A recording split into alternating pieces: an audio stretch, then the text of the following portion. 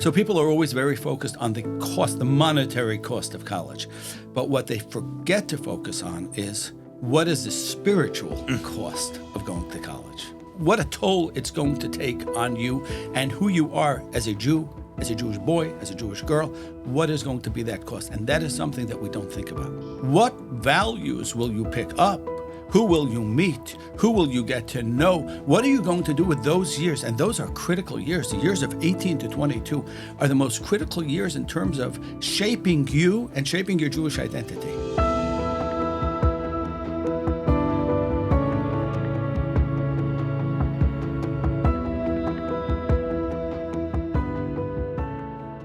Beruchim Habayim, and welcome to Torah Talks Chazaq's Tuesday night program with special guests.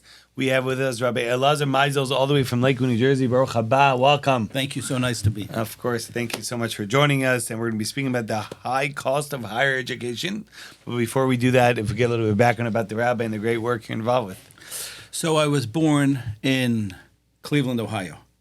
But we lived in New York, raised in New York, went to all the regular yeshivas, went to Eretz Yisrael, joined a kollel in Michigan, Detroit, Michigan, the Lakewood kollel in Detroit, Michigan. There I got to see that the Jewish community is quite a bit larger than what we're used to on the East Coast. Yeah. And Baruch Hashem, after I left the kollel, I was very heavily involved in Jewish education, in kiruv outreach on college campuses. I was the official rabbi on Michigan State University's campus, which is about 50-something thousand students. Yeah. And I got about 5 of them interested, but did my best, but traveled to many campuses across Michigan. And Baruch Hashem, we brought many people to see at least the beauty and the value, the richness of Yiddishkeit, of Judaism. Amazing, amazing, amazing. Now I live in Lakewood, there's New Jersey. A few Jews there. There's some Jews in Lakewood, yeah, thank God. And they don't need me that badly. Yes. So we live in Lakewood. And during the daytime, I am the dean of a school, a special school known as Sarah Schneer Institute of Higher Education. Some of you may have heard of it. My wife went there. Your wife yes, is one of our graduates. Yes. Kain Yerbu. Should be many, many more. And at night, I give many Torah classes, Shiurim, Torah classes on Torah Anytime is where I'm mostly found. And what we're doing. Amazing. Rabbi, if it will be a mission, one mission that sticks out, what would that be for Rabbi Elazar Meisels? So my mission for 9 to 5, which is my day mission, is to ensure that every student who wants to earn higher education, who wants to earn a degree, should be able to do so in a Jewish venue, which is very different than probably anybody else that I know. Yeah. I have a mission like this, but that is my mission. But why is that so important for you, Rabbi? So there's an old joke, I'm sure you know this joke, about the fellow, a Jewish guy, who worked his way up the ranks in the political sphere, and ultimately he became president. I know, it doesn't seem very likely today, but ultimately he became president. And as he was being sworn in as a president, his mother, who was there, turned to the fellow next to her and said, "My other son is a doctor." Because that's a stereotype, that among Jews, you can be either a doctor or a lawyer, but higher education is an absolute given. That's by the larger Jewish community. Now, obviously, that's not necessarily the case in what you might call the more traditional, the more conservative Jewish community. But in the larger Jewish community, the idea that we value education, we highly value it, and we encourage it, and we promote it, is very, very much a reality. There is only a problem. The problem is that when we go to college, everybody thinks about the high cost of college. President Biden, he went and he gave, for all of those loans. He forgave all of those loans because college is so expensive. So people are always very focused on the cost, the monetary cost of college. But what they forget to focus on is what is the spiritual cost of going to college? What is the spiritual cost of going to college? How much will that cost? What a toll it's going to take on you and who you are as a Jew, as a Jewish boy, as a Jewish girl. What is going to be that cost? And that is something that we don't think about. And that's a much, far higher cost than is the cost of the monetary cost. And there's no loans you can take from the government. Nobody can give you a loan that will help you with that. That cost will be there and it will be permanent. So is it really a problem? Like we see so many Jewish kids on campus. Like, Is it a problem? So today, everybody knows post-October 7th that, it's so dangerous, and there's tent cities, and there's a lot of anti-Semitism on campus, and everybody's concerned about that, and rightly. I'm not a very big fan of anti-Semitism, generally not one of my favorite things to experience. If I had a choice between anti-Semitism, ice cream, I'm going ice cream. But at the same time, anti-Semitism on campus is not our problem. That's not our problem. For most of our history, you can go to college and they'll love you. They'll think you're great, especially if they think you're going to make money one day and donate a building, the Frankel building and the Goldstein building. They're happy to have you. They don't have any problem with that. So that, in terms of that, can Jewish kids go to college? Yeah, they can go to college. The problem is, what will happen to you as a Jew? What values will you pick up? Who will you meet? Who will you get to know? What are you going to do with those years? And those are critical years. The years of 18 to 22 are the most critical years in terms of shaping you and shaping your Jewish identity. So even if somebody doesn't go to Israel, doesn't go to yeshiva, somebody doesn't necessarily devote their entire day, you want to get a degree, and there's nothing wrong with getting a degree. It's nothing wrong with being responsible and preparing yourself to be a responsible wage earner for the rest of your life. You're going to build a family. Great. But wage earning is just one part of building a family. There's value transmission. You're going to have children. You're going to build a Jewish home, and there's nothing as sacred as a Jewish home. You're going to build that Jewish home, and what have you done to lay those foundations in a healthy way? You're sitting on a college campus. You are surrounded, in most cases, if you've got a couple of Jewish friends, you're lucky, but that's not a given. You're being taught by who? Who are you being taught by? And what are you being taught? And what are you being taught? And what are those values? And sometimes you don't even appreciate what is coming across, what is being given over. It's. So this is one of the Chazaq missions as well. It's a little bit different in the sense that we have every single Jewish child deserves every Jewish education, get the kids out of the public schools, what they're teaching over there and the surroundings that are there, and enter them, place them into yeshiva. Baruch Hashem Kanainar, over 1,700 kids have been already chanted the last few years alone from public schools to yeshiva. And the question after hearing all this, is there a need? Is it needed to go to higher education? So that's another question. Now, we get this question a lot. Does everybody need to earn a degree? And the answer is no. Not everybody needs a degree. I know plenty of people who don't have a degree.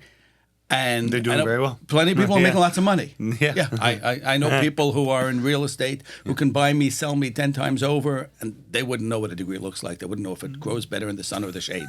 They have no idea what a degree is. They wouldn't know what to do with it. Do you put it in your hamburger? What do you do with this degree? And that's fine. But there's plenty of people.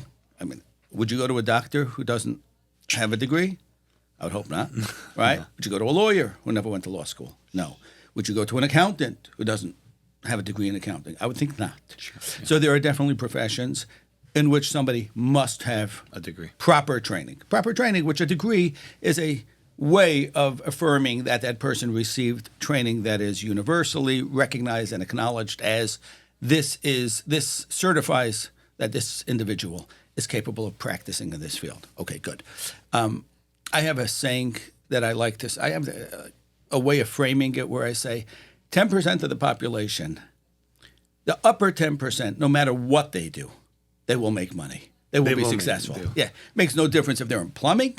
Makes no difference if they're in electrical. Makes no difference if they're in topography. Makes no difference if they're growing ant colonies. They will make money. They will be successful. The bottom 20%, I don't want to offend anybody, but bottom 20%, no matter what you give them, it won't help. The middle 70%, they're capable of being very successful, but they might need good tools. They might need to have good tools. A degree is a tool. For many, many people, a degree is an excellent tool to get farther in life than they would have otherwise. So the message, what I understand, correct me if I'm wrong, is that higher education is not for all.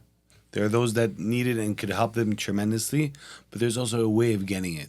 And with what I understand from the rabbi, there is the CUNYs and all the different college campuses filled with goyim and different value systems that are not up to par or anything close to what our holy Torah is.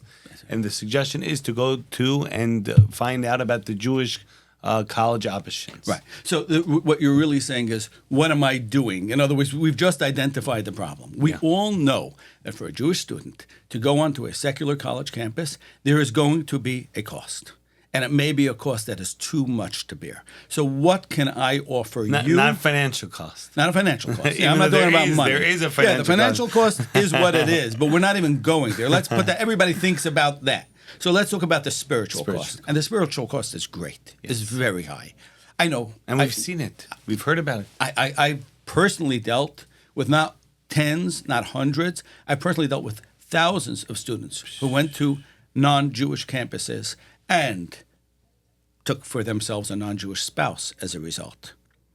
I mean, you and I have both seen at many of these anti-Israel protests who's front and center. They like to put the Jews who are front and center. How did a Jewish child, how did a descendant of Abraham, Isaac, and Jacob, how did a Jewish child get there where they say, as a Jew, I stand for Palestine? How does that happen? Unless they entered a boiling cauldron where every value has been twisted. And we know that. We know that. And then what is their future as Jewish parents? What kind of Jewish home can they possibly build? And people don't think about this. I want to tell you, so I'll tell you how we deal with it. I'll tell you how we address it. And we're not alone. There's others as well. We have a school. It's called Sarah Schneer. Sarah Schneer, as you know, was a famous Jewish educator. She was really founded the Bet pioneer of the Bet Yaakov system of religious education for girls. That's right. Now, fascinating. Sarah Schneer did not start out to introduce religion. She came in to introduce religious education because every single girl in Poland was eligible and did receive, for the most part, an outstanding secular education. But if you just give them a secular education without a religious component, then you lose them. So she introduced a religious component. After school. After school. Today, any Jewish child who wants can receive a Jewish education. The question is, can they receive a secular education and not compromise that Jewish education? Do you know how much parents spend on their children's Jewish day school experience annually? What is tuition in the Jewish day school movement? Well, it can range. It can be $5,000 and it can be $40,000. That's right. And if you extrapolate that over the cost, aggregate that over the cost of a child's formative years, you probably put about $200,000 into their minimum, sometimes $300,000-400,000 into one child. And then you send that child onto Binghamton University. You send them into Queens University. You send that child into Brooklyn College. Or let's talk about Columbia. Let's talk about some of the other ones, the big names. All of that can easily go down the drain. Every penny, all that effort, all those carpools, all that schlepping, all that work, all that homework can and oftentimes will go down the drain. Wow. We need to produce, we need to offer our students, our children, and our communities, we need to offer them opportunities to earn the degree that they want to earn. Get that degree. In other words, we're fans of earning a degree. But how do you do so in a way in which you don't have to compromise? So our school, which is one of a number like this, and we're not here to talk only about us, but our school has an unbelievable alternative possibility. We have arrangements, we have partnerships with a whole host of colleges in our region and outside as well. So we're partners with University of Mount St. Vincent, St. Peter's University. I don't know if you heard of St. Peter's, but St. Peter's, I think they reached the Elite Eight in the NCAA March Madness. So they're real guys. Yeshiva University, Manhattanville University, Jacksonville University, Crestpoint University. We have a partner whole, with all of them for different degrees that you're able and to we get. offer those degrees, but you take those degree programs through us. You are registered in the college. You will get the financial aid benefits because you're a student of the college. So if you're eligible for financial aid, you will get every one of those benefits. What do we do different? You are attending school with everybody who is like you. You are attending school with your fellow Jews. There's no such thing as having classes over a holiday. No Pesach, no Sukkot, no Rosh Hashanah, no Yom Kippur, no Shabbos. Every single instructor is a member of our community. They have all the credentials that they need. They are professors in the college. The college hires them as their professors, and you will get a full degree. But the beautiful thing is, we also know that we're all on a mission. We're all trying to get ahead with life. Nobody wants to sit in college and earn their bachelor's degree in 4 years. And then it'll take them, in other words, if you're a secular student, you can spend about 7-8 years just getting your degrees till you figure out what you're going to do with your life. Doesn't work for our children. Doesn't work for our boys and girls. They need to move in life. We have options where you can earn a bachelor's degree, a fully accredited bachelor's degree, in a year and a half, 2 years, in and out. You've saved time, you saved money, you had a job while you were doing it. Amazing. You have life experience. Now you're going to say to me, Rabbi Yaniv, okay, so you get them this degree, but what's it worth? What if they want to go to law school? What if they want to go to med school? Can they do that? So I'm going to tell you a little secret. We have students who have gone on to law school. We have one student who just graduated our bachelor's in business degree, full scholarship, Cornell Law School. That's Ivy League. He's not the first, certainly not Just the for last. the record, people might not know this. I didn't know that at Sarah Schneer, there's a division. We have a division for, boys, for men. For men. And we have a division for women. We have a female division, we have a male division, and we have a full complement of cybersecurity, pre-med, pre-dental, psychology, business, anything you can think of, accounting, education, ABA, social work. We have thousands of students annually, every single year. You would be amazed how many students just from this neighborhood, just from this area. I know. We have how many, hundreds of students coming to us from attending from Queens. And these are students who went to public school, many of them, thought about going to Queens College, were enrolled in Queens, were enrolled in CUNY, were enrolled in LIU, and then they realized, I don't belong there. Many of them realized it because they spoke to their friends who've already graduated and moved on to really good graduate programs. We also have our own graduate program so that you don't have to move on to a non-Jewish graduate program. Right. Many of them actually tried it out. I got to tell you the most beautiful story. That I met one of our students. It's a Bukharian fellow. Traditional, as he described himself, and I think he was being generous. Mm-hmm. He said, I was in Queens College. I was going to law school. Good student, solid. I had many assignments that were due over the weekend, over Shabbat. Oh, holidays. And he said, I'm kind of traditional, but I wasn't so traditional, so you do what you got to do. Mm. He said, and then it came to Yom Kippur. And I went to my professor and I said, you can't give an exam on Yom Kippur. That's the holiest day in our calendar. You can't do it. In 2020, a professor said, too bad, you don't take it, you fail. Wow. 2020, we're not talking about 1910. Yeah. 2020, a professor, and he went to complain to the dean. And the dean said, whatever the professor says, I back. He said to me, Rabbi, that was when I knew I don't belong in this place. I dropped out of college, gave up my dream, and I just took a job. And then he said, a friend told me that Sarah Schneer has a program for men.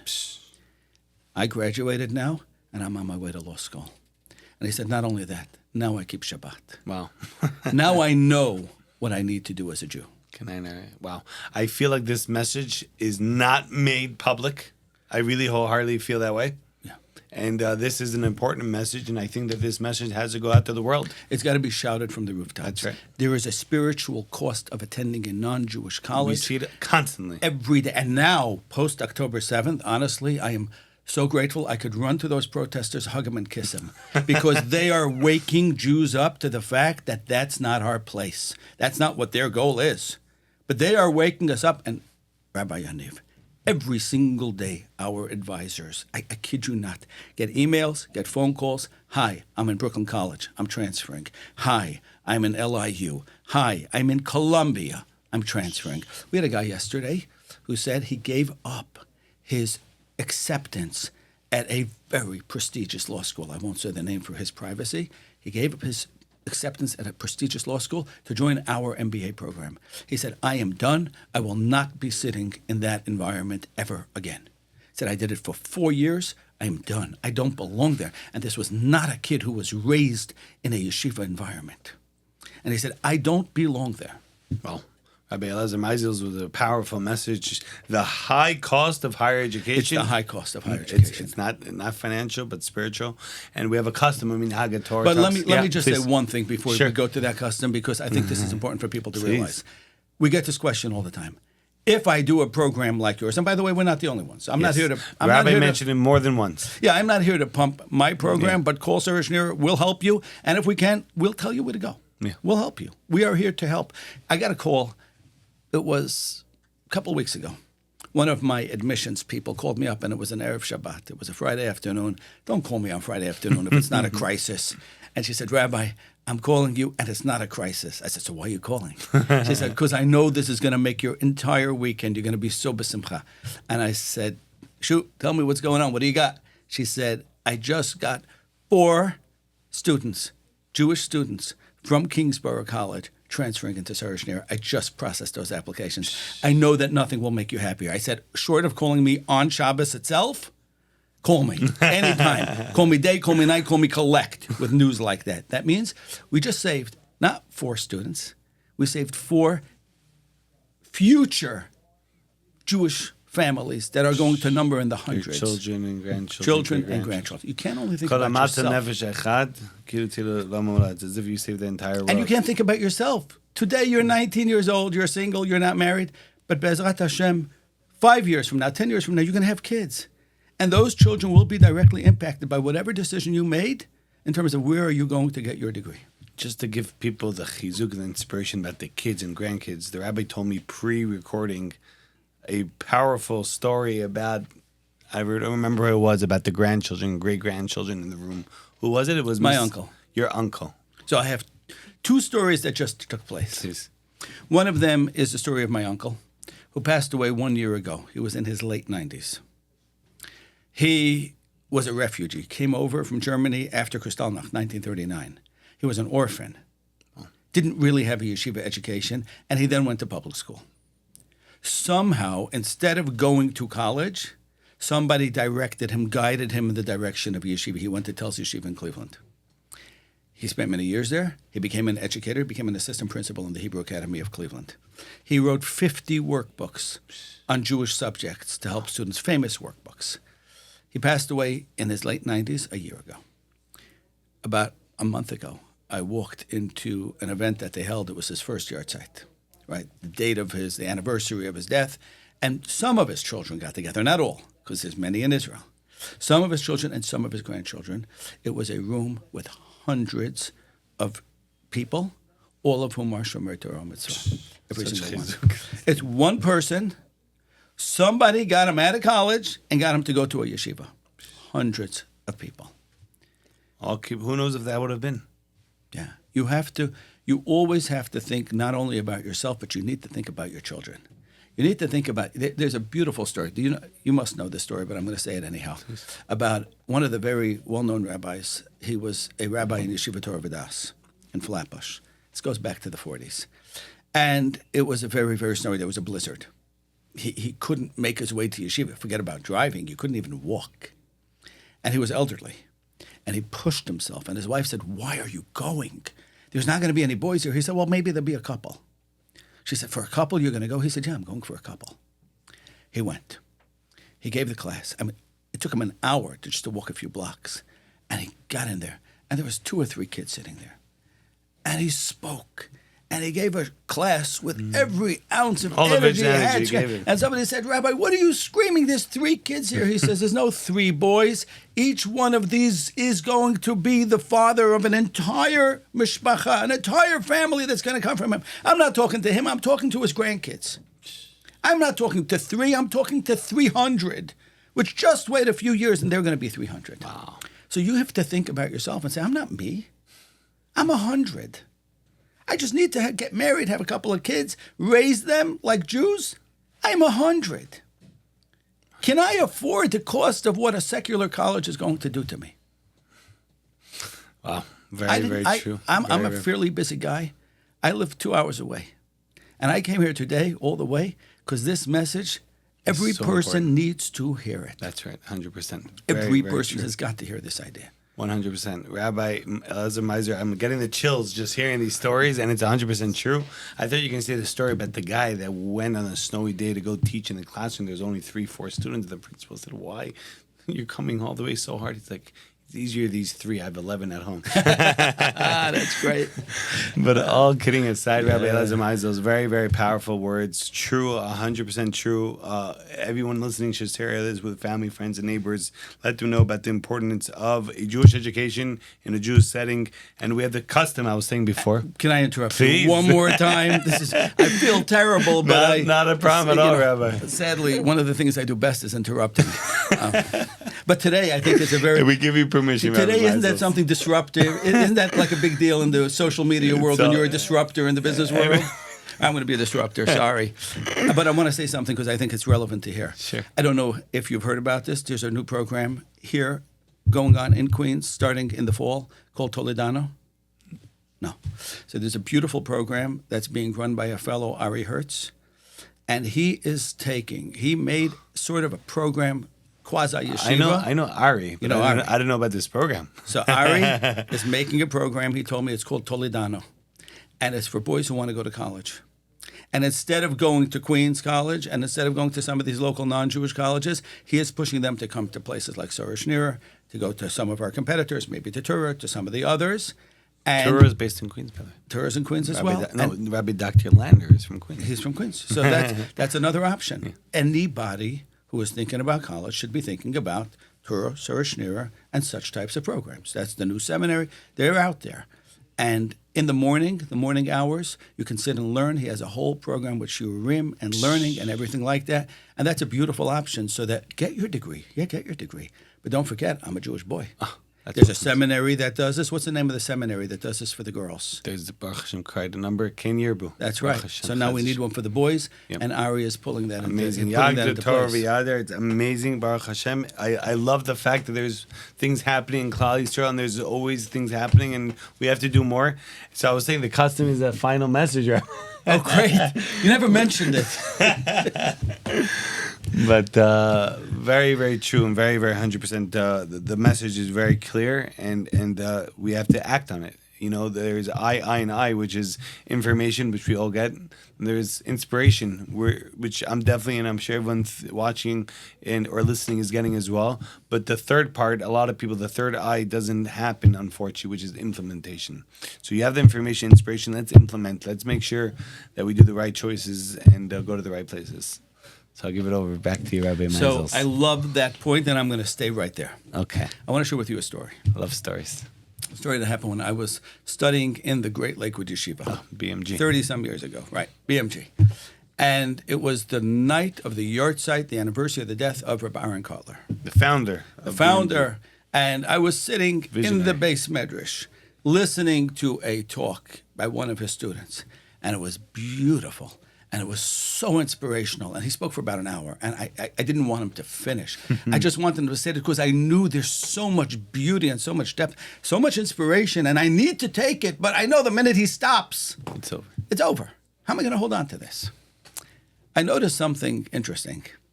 There was a vent hanging down from the ceiling, an air conditioning vent.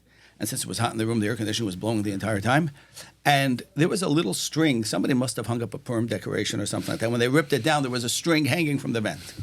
As long as the air conditioner was going, instead of the string hanging down, the string was up like this. And then the minute the air conditioner turned off, down the string went. And I said, that string is me. If I walk out of here, after this talk is done, I'll be right back to where I started. Unless I tie a knot in this string, unless I say, I will not get up out of this seat until I make a commitment to do something tangible, something real, so that I walk out of here and I'm not that same guy who walked in. And that has been, my own philosophy in life, how we got to get places, but it's what every person has to do, really. You cannot just hear inspiration. It's the most beautiful thing to listen to a Chazaq shiur and to listen to a shiur in Torah anytime. You listen to shiurim, but you've got to do something with that information. You must implement. You must walk away and say, what do I need to do? Now, if you're listening to this and you don't have kids who are of college age, but you have kids who are school age and they're in public school, pick up the phone and call Chazaq and say, get my kids out and save this is my the season. children. Right now is the time before And if you have children who are in college, say that. And if not, ask yourself, how am I ensuring that my life is suffused with Jewish values and not secular values? Because that will make the difference whether you're going to walk into a room. I must tell you the following story. Please. Okay. It's a beautiful story about my grandmother. My grandmother had 11 children. When she had her 7th child, she was in the hospital. My aunt was visiting her at the time. I heard the story from my aunt who was present at the time. My grandmother had a friend who was from a more modern background, lovely lady. She walked into the room. She sees my grandmother laying there in the bed, having her 7th kid. And this friend had 2. And she says, Edith, what are you doing to yourself? Edith, you were so beautiful. You were so pretty. What are you doing with all these kids? And my grandmother said to her, I would take a dozen if I could have them. She said, Edith, I don't get you. Fast forward many, many, many years later, my grandmother is an old woman now. And she calls up my aunt, the one who was in the room at that time. And she says, could you drive me? I want to go visit my friend in the nursing home. Now the tables are turned. Her friend is now laying in a bed in a nursing home. It's this friend who came to visit her. She comes and she says, how are you? She says, I'm terrible. I'm awful. She says, why? She says, I'm all alone. Nobody looks at me. I have 2 kids. I have my boy and my girl. My boy lives out in California. He never sees me. He comes in once a year just to make sure that he's still in the will. I have 2 grandkids. They call me only if they need something, which what can I give them already? Nobody looks at me. She says, I wish I had the dozen that you have. My grandmother was her 10th yahrzeit about 3 weeks ago. And the family got together, just the ladies, and only the ones who live in Lakewood. Do you know that over 600 people filled that room? Wow. So it's so inspiring. You need to think about what is my future and what can my future look like. Not just about yourself. Look maybe deeper. and take those measurable actions. Believe me, it would have been a lot easier to have 2 kids. But we don't have to do what's easier. We have to take the steps. Implementation means sometimes saying, I'm going to take the harder path, which in the long run is going to be the shorter one, and it's going to be the more fulfilling one, the more enriching one. Rabbi Elazar Meisels, Shlita, what a chizuk, what inspiration, what an amazing and powerful Torah talk we had today, the high cost of higher education. Once again, I encourage everyone to share, family, friends, neighbors, send it all out there. This message needs to be heard to the entire world. Can I leave a phone number? Please. If somebody is interested in finding out more about what we can do for you to earn a degree, 718-633-8557. That was extension 37. One more time, Rabbi. 718-633-8557, extension 37. No commitment. We have people who are there who will talk to you, find out how we can help you, if we can help you, and if we can't, we'll tell you. Amazing. Take the offer. It's free. Free. Call anytime. Commitment free. Bezrat Hashem Yitbarach, and we want to thank the Rabbi for coming in, inspiring all of us. We want to thank our friends. We mentioned them, Torah Anytime, for hosting this the platform for this podcast, along with all the other platforms. Shout out to our friends at Daily Giving. $1 a day goes a very far way. We appreciate their sponsorship and support. Special thank you to Nathan Bahar behind the camera, and the entire Chazaq team and staff and board members and supporters. We're forever grateful. Baruch Hashem, great things are happening. We want to do a lot more. And Chazaq Torah Talks, reminder, 8:30 p.m. Eastern Standard Time, Tuesday nights, chazaq.org, chazaq.org/live, along with all the other platforms that we mentioned. Make sure to be part of our updates, Baruch Hashem, all the updates that we have via emails and different social media platforms. Send an email to info@chazaq.org, info@chazaq.org. Here, we should be zocheh, we should merit to see the Geulah Shlema, the complete redemption. Amen. Thank you for having me. Wow. Thank you.